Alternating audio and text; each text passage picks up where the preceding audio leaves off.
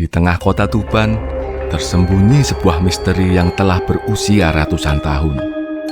Lokasinya berada di tengah perkampungan penduduk dan hanya berjarak sekitar 500 meter dari makam Kanjeng Sunan Bonang. Wujudnya adalah makam kuno salah satu pendiri kerajaan Majapahit. Di atas pusaranya terdapat sebuah nisan yang bertuliskan Ronggo Lawe. Benarkah ini makam dari pahlawan Majapahit yang sangat masyhur itu? Tapi kenapa bentuknya lebih berciri budaya Islam ketimbang budaya Hindu? Mari kita telusuri lebih dalam. Assalamualaikum sedulur. Ronggo Lawe adalah sebuah nama legendaris. Dia merupakan panglima yang berdiri tegak di samping Raden Wijaya saat mengusir pasukan Mongol dari tanah Jawa. Kesaktian dan keberaniannya berperan besar dalam mengalahkan pasukan Mongol yang saat itu merupakan pasukan terkuat di dunia. Bersama Lembu Sora, Ronggo Lawe adalah pilar berdirinya kerajaan Majapahit yang begitu megah.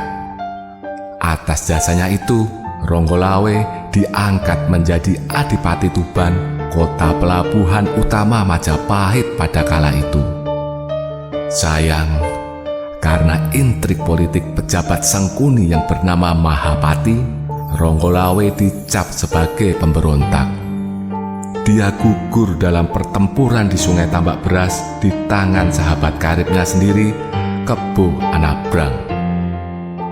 Jenazah Ronggo Lawe kemudian dibawa ke Balairung Majapahit untuk disemayamkan sebelum diperabukan. Meski dianggap memberontak, Ronggo Lawe tetap diberi penghormatan terakhir oleh Raden Wijaya.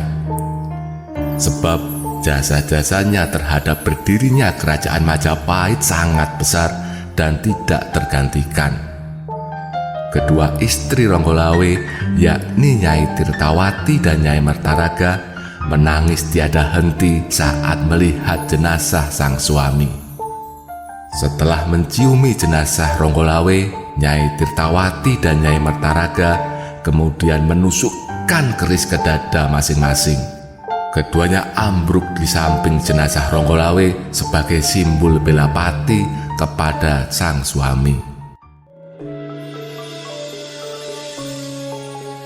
Ketika berkunjung ke kota Tuban, saya sempat kaget saat diberitahu bahwa ada makam Ronggo Lawe. Begini lor, setahu saya Ronggo Lawe adalah penganut agama Hindu dan jenazahnya diperabukan usai gugur di pertempuran. Saya pun jadi tergoda untuk berkunjung ke sana guna memastikan kebenaran itu. Kebetulan lokasinya tidak begitu jauh dari makam Kanjeng Sunan Bonang, tujuan utama saya datang ke kota Tuban ini. Hanya berjarak sekitar 500 meter saja. Masyarakat Tuban menyebut tempat tersebut sebagai Makam Kajongan. Terletak di Kelurahan Sidomulyo, tidak jauh dari Jalan Ronggo Lawe. Untuk ke sana, kita mesti melewati gang-gang kecil padat penduduk.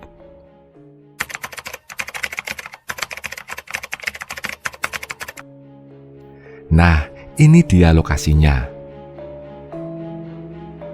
Sepertinya menyatu dengan komplek pemakaman penduduk setempat.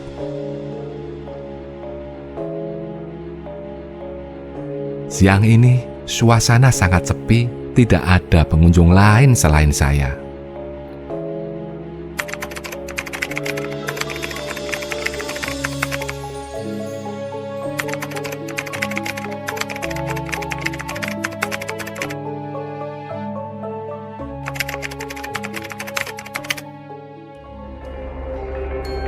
Makam Ronggo Lawe berada di sebuah cungkup yang merupakan bangunan baru. Tidak tampak adanya jejak bangunan kuno. Yang ada hanyalah deretan makam dengan nisan lawas. Tidak pula kelihatan jejak-jejak artefak sejarah seperti yang biasanya terdapat di makam-makam bangsawan di masa lalu. Makam Ronggolawe berada di bagian tengah dan diapit oleh makam para adipati Tuban lainnya.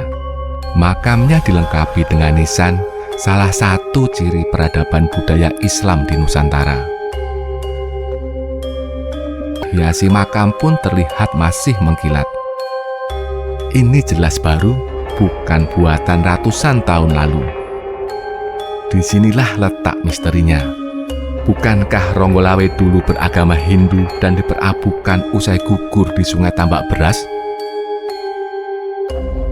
Karena penasaran, saya pun coba bertanya kepada juru kunci makam. Memang di eranya yang Ronggolawe itu masih Hindu-Buddha ya? Hindu-Buddha, jadi keyakinannya waktu beliau mempertahankan keyakinannya itu akhirnya terjadilah perang di Tambak Beras itu.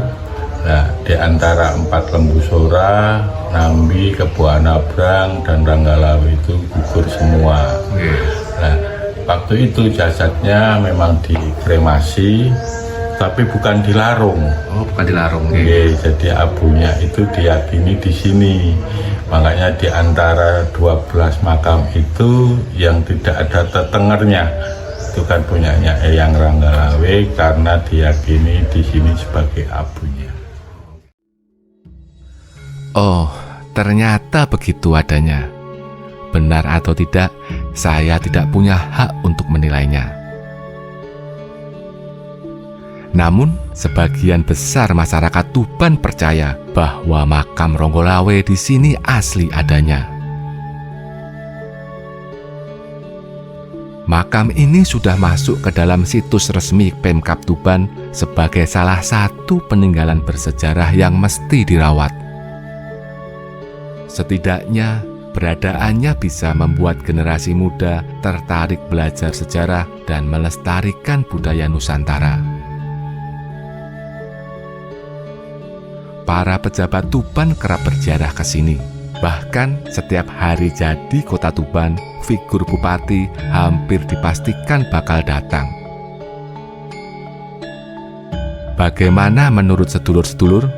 Silahkan berpendapat di kolom komentar, Ji. Siapa tahu bisa menambah wawasan kita semua.